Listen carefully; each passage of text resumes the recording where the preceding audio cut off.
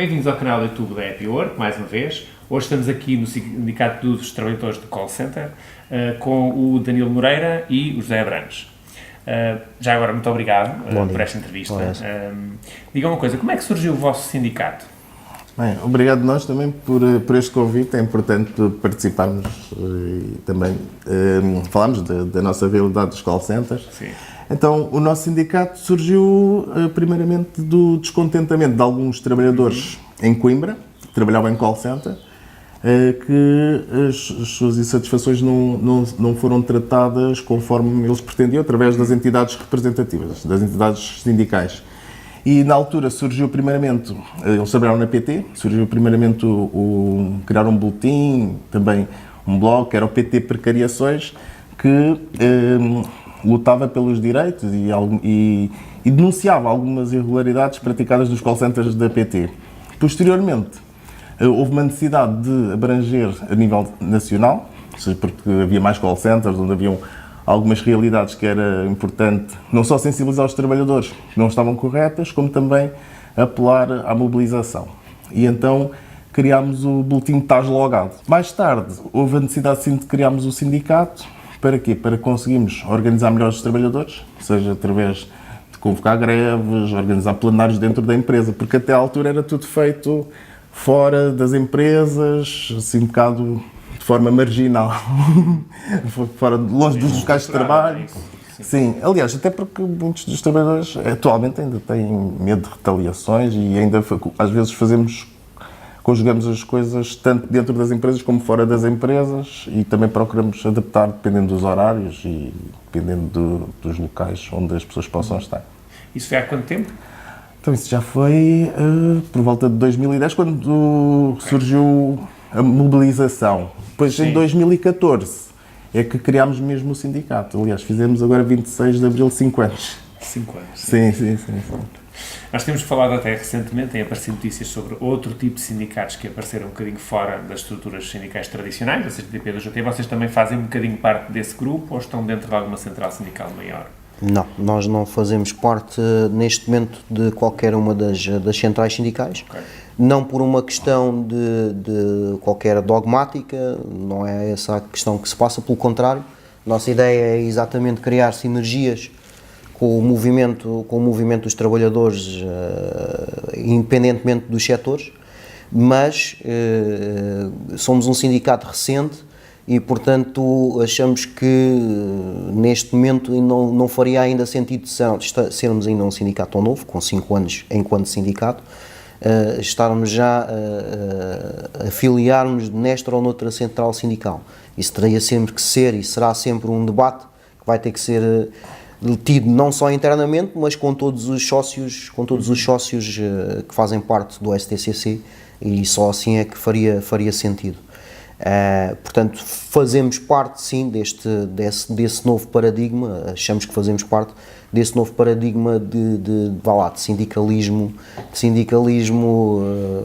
independente, sim, entre aspas, e refiro entre aspas porque a nossa independência é uma independência que se quer a independência partidária, mas não de não criar sinergias, pelo contrário, o nosso interesse e um dos nossos objetivos é trabalhar nesse sentido, criar uma sinergia intersetorial. Ok, no fundo não fecham portas, mas não é a vossa prioridade, se percebi bem, é isso? Não é prioridade neste momento filiarmos nesta ou noutra central sindical. Aliás, eu gostava de reforçar uma coisa. Aliás, até à data mesmo, desde o início, não houve... O nosso sindicato é democrático, ou seja, todas as decisões são decididas democraticamente. Não depende da direção, depende da vontade dos associados. E desde o início nunca foi um interesse genuíno dos sócios pertencerem a uma central. E o que é que genericamente defendem? O que é que tem sido as vossas causas, no fundo? Bem, uma das nossas causas é a regulamentação do setor. Por exemplo, o setor dos call centers no Brasil está minimamente regulamentado. Por exemplo, a jornada completa de trabalho sem perda de remuneração são 6 horas, cá em Portugal são 8. Também em Itália, acaba por ser as 6 horas. Ou seja, a regulamentação da atividade, porquê? Porque é um ritmo muito brutal, um ritmo de trabalho muito exigente, que não só a nível de, por exemplo, há pessoas que atendem 200 chamadas num dia, não há tempos de descanso. Por exemplo, em Espanha há uma regulamentação e tem, por exemplo, um mínimo de 15 a 25 segundos entre cada chamada, aqui não há.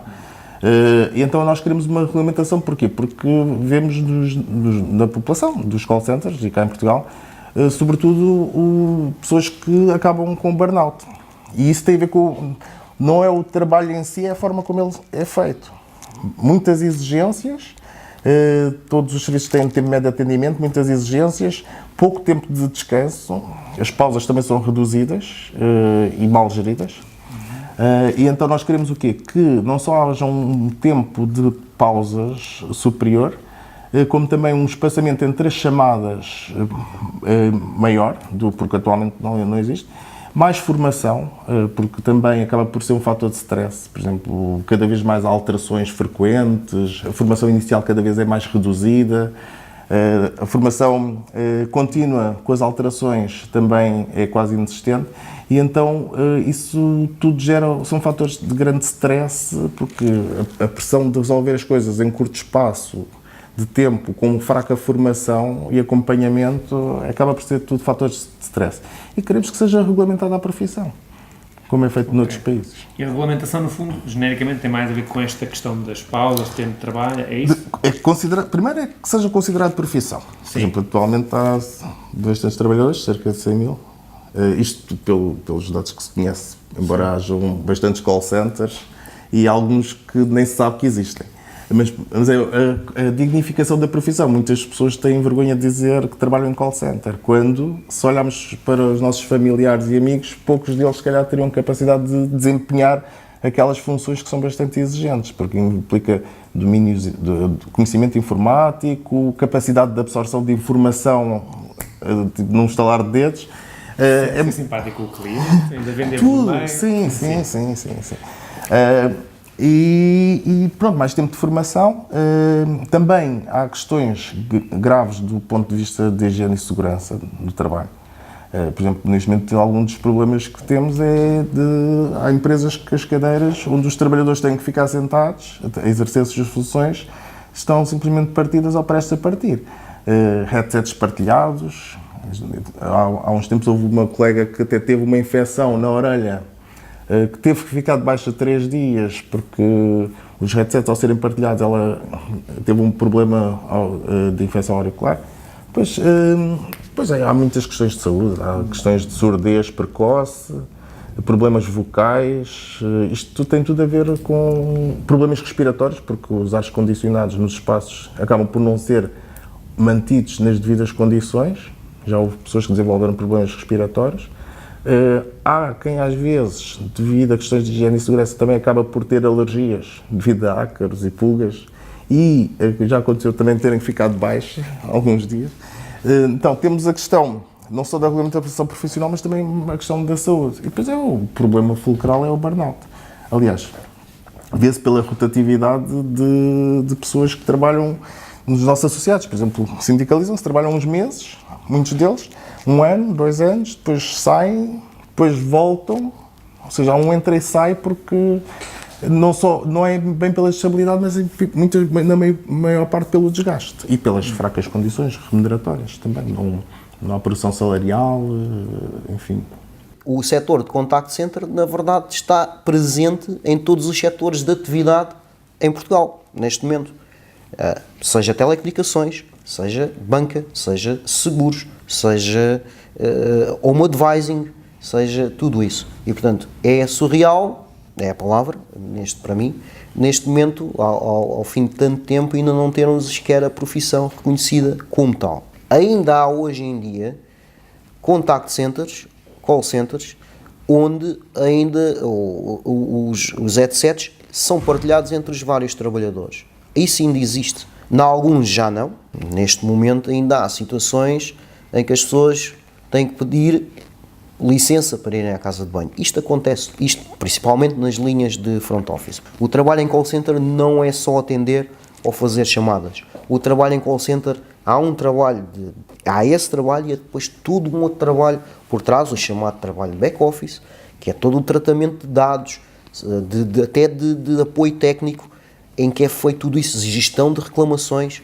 O Danilo, por exemplo, é um caso muito bom, para se dizer, de uma pessoa que trabalha no setor há 22 anos, 23 anos no setor, é efetivo numa empresa há pouquíssimo tempo, ainda tem um contrato, ele já agora a salientar que o Danilo, por exemplo, trabalha em 2 empresas diferentes, neste caso, e que numa delas ainda está com um contrato a termo.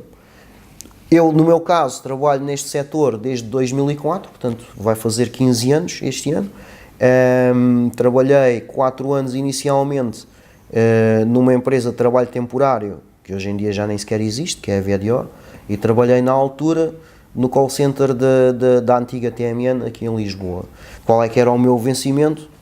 O meu vencimento base era um ordenado mínimo na altura.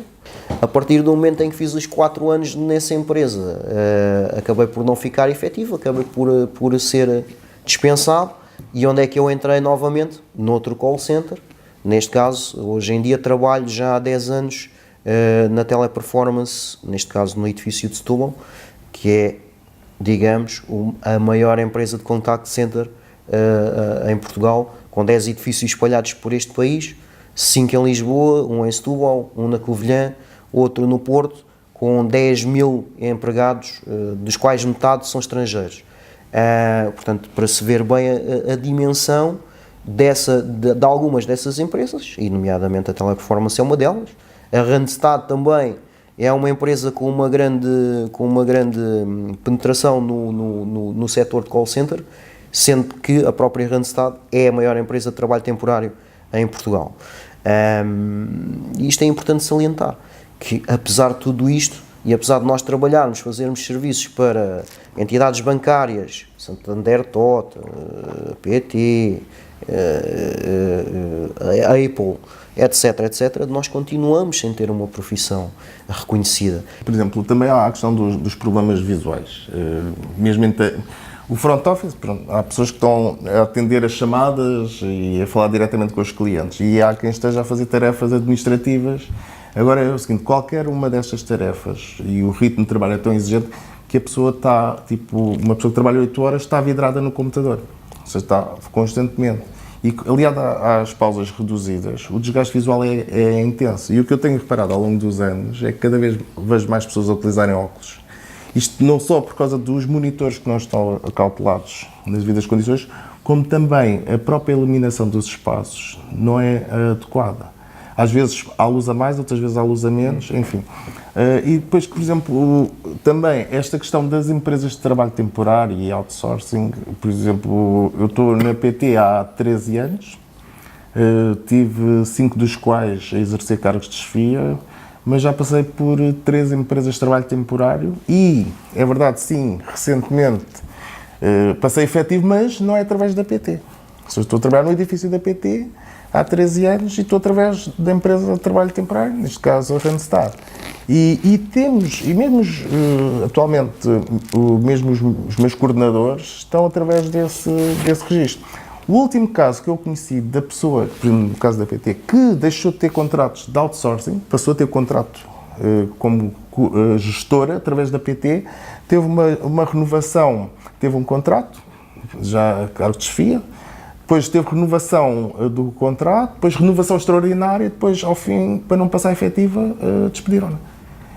E, por exemplo, no caso concreto da PT, há o dizimar dos efetivos para ter tudo através de empresas de trabalho temporário. Depois há esta giga-joga de várias empresas de trabalho temporário, saltam de uma para a outra. Estas empresas, a maior parte delas têm sedes no estrangeiro. Os descontos que fazem a nível fiscal são todos para o estrangeiro, ou seja, a fuga brutal de capital. Eu acredito que recebo o ordenado mínimo, mas a empresa recebe o mesmo que eu, e esse dinheiro não vem para cá. Por outro lado, há uma coisa que me preocupa, que é a minha reforma. Imagina, se o Manuel hoje for para lá trabalhar, ganha o mesmo que eu. A única coisa que pode diferenciar é eu tenho maior probabilidade de alcançar um prémio, mas isso não é tão linear quanto isso.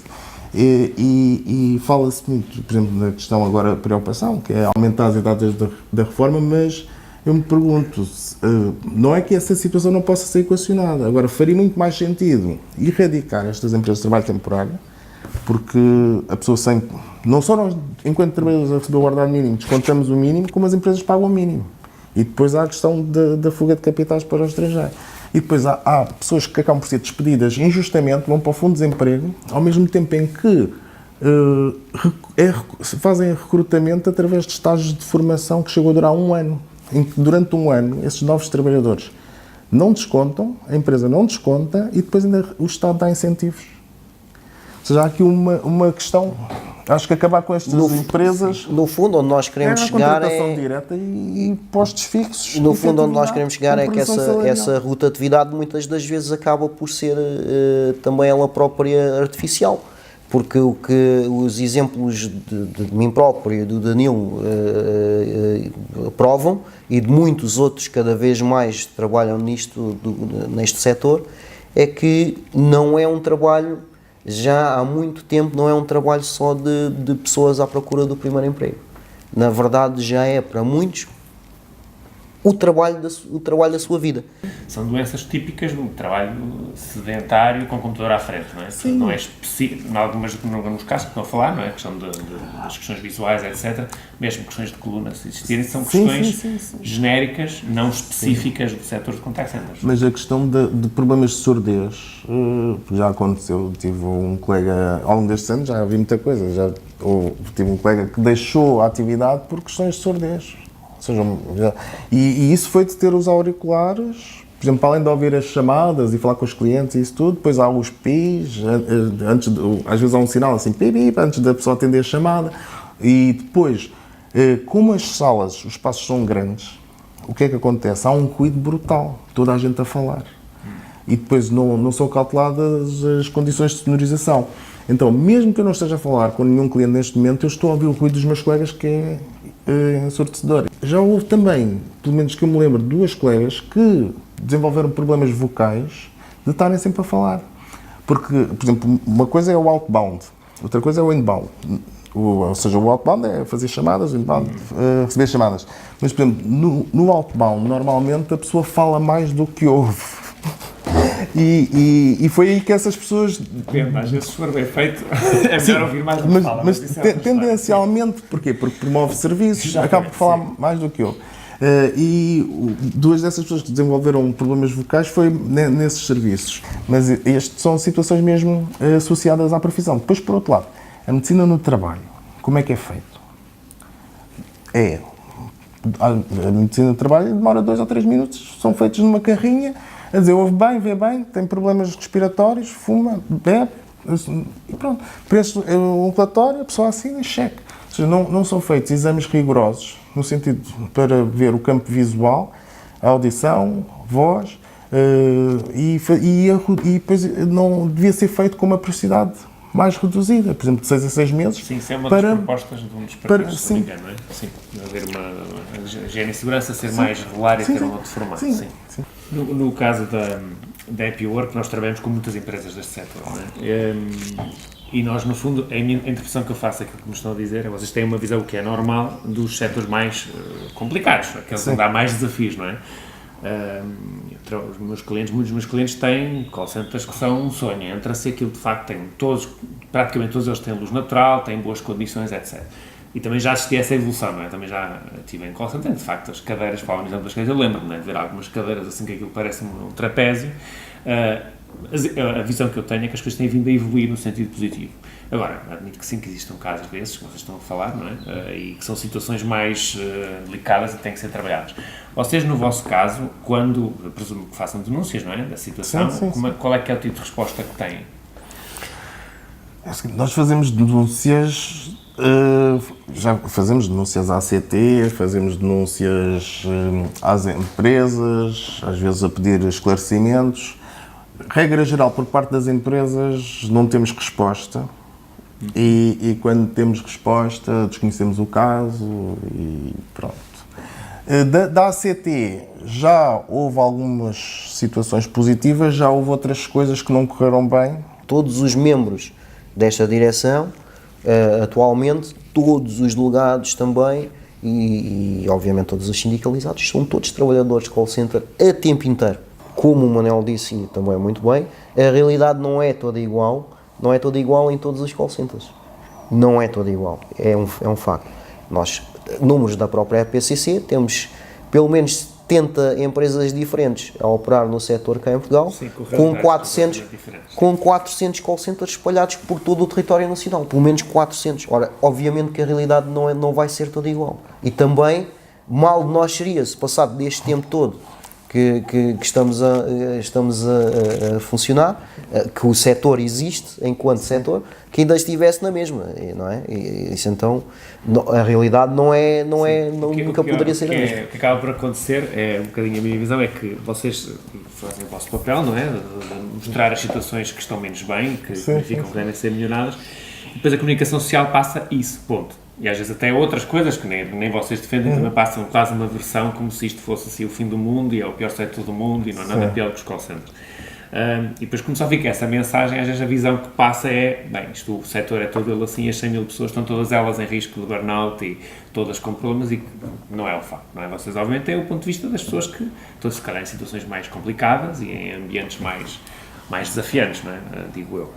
Mas enfim, o que é que eu vos ia perguntar? Aqui uma questão a propósito do outsourcing. Vocês têm o facto de vocês estarem a atuar mais dentro de empresas que estão externadas é porque são esses os vossos associados ou é aí que sentem que há mais dificuldades? A questão é que nós praticamente não conhecemos quem tem a contratação direta.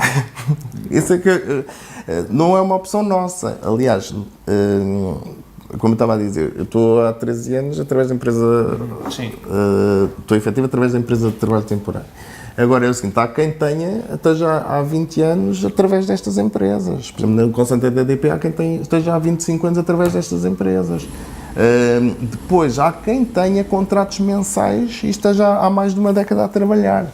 Não é uma opção nossa trabalhar em regime de outsourcing ou de ETTs. Aliás, nós o que defendemos é que essas empresas deviam ser abolidas. Mas as empresas de trabalho temporário ou as de outsourcing, as duas? É o seguinte, as empresas de trabalho temporário, quanto muito deviam servir para fazer prova de recrutamento e seleção e pronto, pouco mais. As de outsourcing, temos que perceber duas coisas, que é, há o outsourcing e há o falso outsourcing.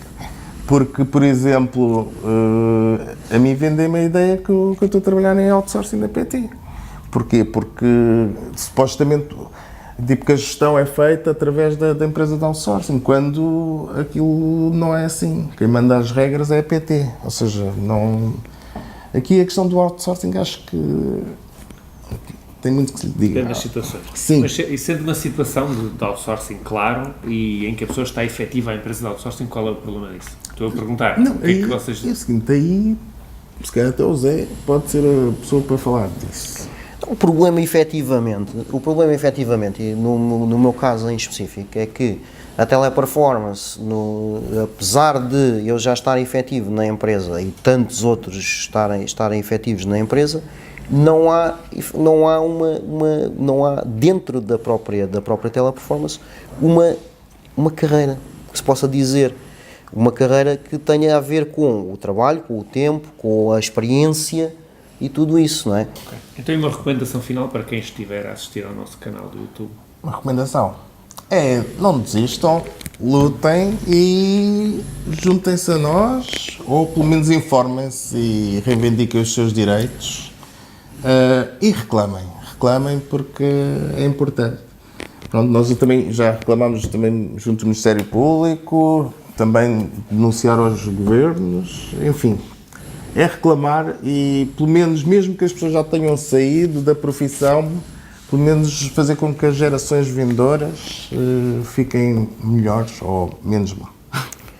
A minha recomendação final, primeiro para os trabalhadores e para as trabalhadoras de call center em Portugal, é de facto de dizer e salientar que o Sindicato dos Trabalhadores de Call Centers existe, portanto nós estamos disponíveis, nós somos abertos, e queremos que venham falar connosco. Temos a nossa página no Facebook, estás logado, e venham falar connosco. Temos o nosso site, stcc.pt, www.sindicatoscv.pt, venham falar connosco, nós somos trabalhadores iguais a todos. Às empresas do setor, se querem efetivamente valorizar e regulamentar a profissão, então neste caso vamos fazer por isso, vamos deixar de apenas nas palavras e vamos fazer mesmo por isso. Ok. Muito obrigado. Obrigado. Muito obrigado a todos e em breve terão novidades novas também. Obrigado.